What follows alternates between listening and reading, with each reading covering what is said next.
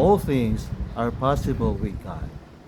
Matthew 19:26. Nothing is impossible with God. Luke 1:37. I believe that nothing is impossible with God, and all things are possible with Him. Good morning sa iyo, kaibigan. Ako po si Villamor Ordonez Kumilang Jr. taga Villasis, Pangasinan, now 56 years old. At ako'y mabagal magsalita. Ikukwento ko sa iyo kung bakit ako'y mabagal magsalita. Noong May 13, 2018, ako'y nakaranas ng brain stroke. Ang brain stroke ay pagputok ng ugat sa aking utak at yun ay maaari kong kamatayan. Subalit, ang Diyos ay kumilos sa aking buhay at hindi niya hinayaang ako'y mamatay para sa isang misyon, ang magkwento sa iyo ng kanyang kabutihan, ang magkwento sa iyo ng kanyang kagilagilalas na gawa sa aking buhay.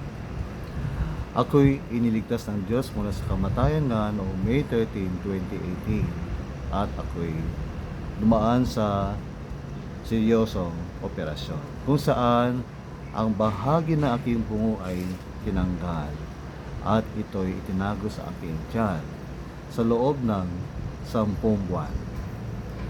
Bakit tinanggal aking bungo rito? Dahil aking bungo ay sumaka sa aking utak na namaga, mag-swell. At upang ako'y maligtas mula sa kamatayan, kailangang tanggalin ang bungo rito at itago sa aking tiyan to preserve it from rotting upang hindi ito mabulok. And I thank God because after 10 months, ang aking bungo rito sa aking tiyan ay binalik muli. Kaya mula noong 2018 hanggang ngayon, ako ay nabuhay sa pamamagitan ng biyaya ng Diyos.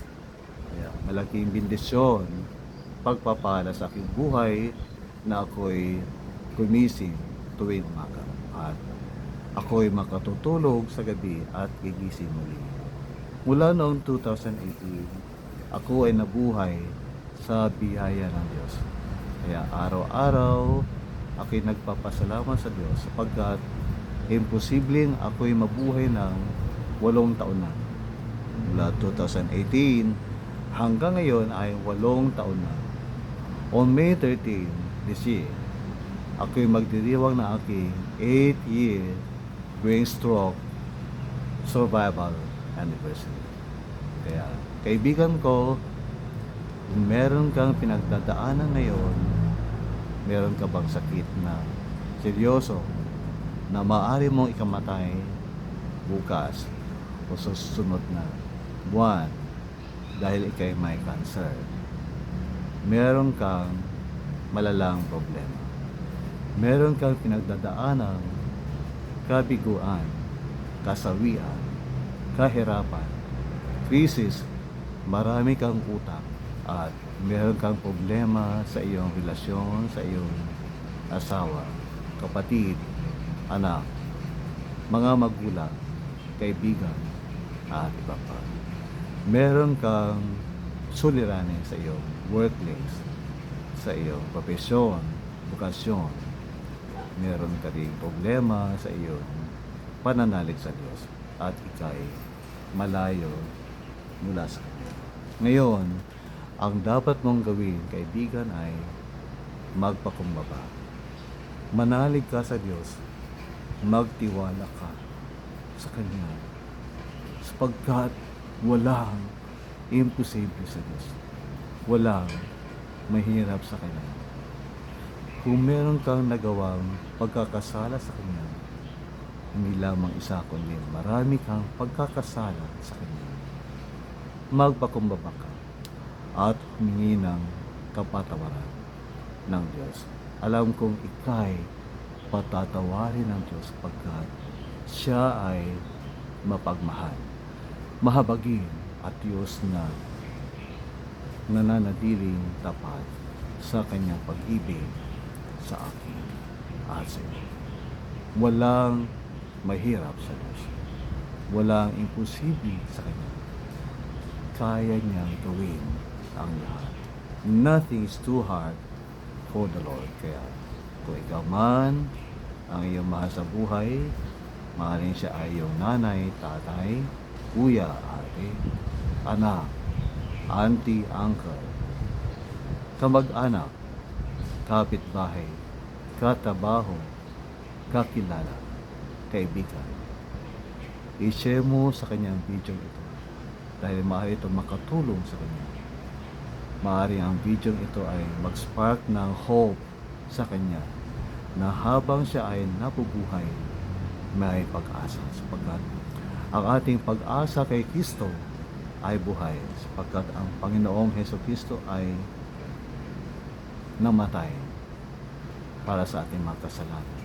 Pero sa ikatlong araw, siya ay nabuhay. Kaya ang ating pag-asa sa Kanya ay buhay. Muli, nais kong sabihin sa iyo na ikay manalig sa Kanya. Magpakumbaba ka. Humingi ka sa Kanya ng kapatawaran. At iyong sundin ang Kanyang kalooban ang mautos araw-araw. Panghawakan mo ang Kanyang mga pangako at palagi kang magdasal. Tayo magdasal. Makapangyarihang Ama sa langit, walang mahirap sa iyo. Kaya mong gawin ang lahat.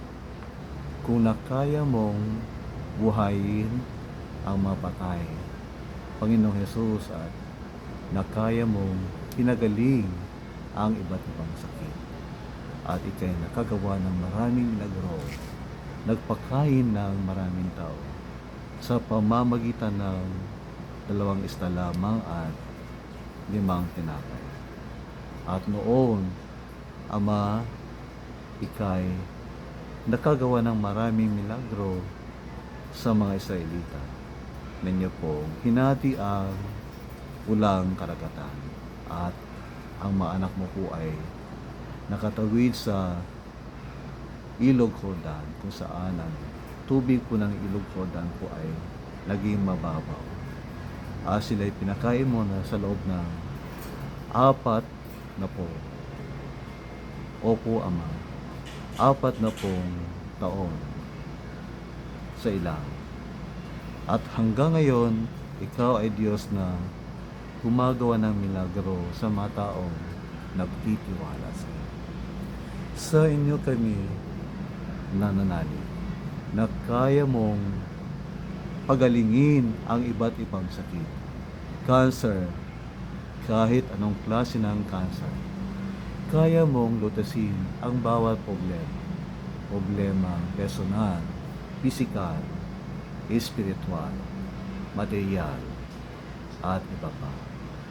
Sa sandaling ito, Ama, kami po ay nagpapakumbaba sa inyong harapan at humihingi ng inyong kapatawaran.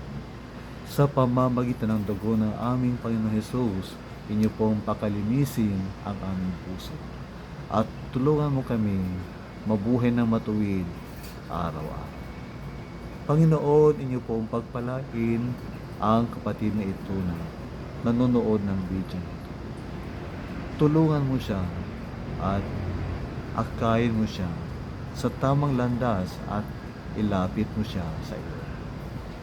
Tulungan mo siya maging tunay na Kristiyano sa isip, sa salita, sa pag-ugali at sa gawa. Pagpalain mo siya araw-araw, bigyan ng lakas, mabuting kalusugan, ng proteksyon, provisyon, patnubay at suporta. Inyong pagpalain, Ama, ang kanyang buong pamilya, mga mahal sa buhay, kanyang mga kaibigan, mga kapitbahay, kakilala, at iba pa. Napakabuti mo, Panginoon. Tunay na napakabuti mo mula noon hanggang ngayon. At dahil dito, nais kitang kantahan ngayon. Napakabuti mo, Panginoon. Napakabuti mo, Panginoon, napakabuti mo sa akin, O Jesus. Sa iyong pangalan, Jesus, ito ang aking samot na langit.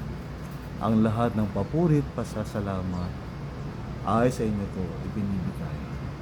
Amen. Magandang umaga muli sa iyo, kaibigan. God bless.